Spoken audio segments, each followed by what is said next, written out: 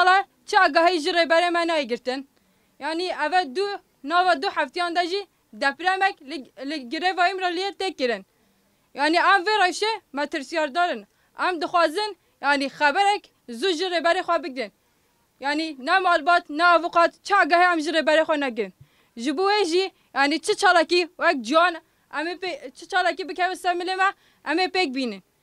دوی ام آگاهی زو جره برای خواه بگیرن یعنی جبو کو یعنی فکر و فلسفه رو براپو لجیهانه لگل کرد لگشتی جهان بلاف نبا هر جور ایرش قرش لسر براپو تماشاندن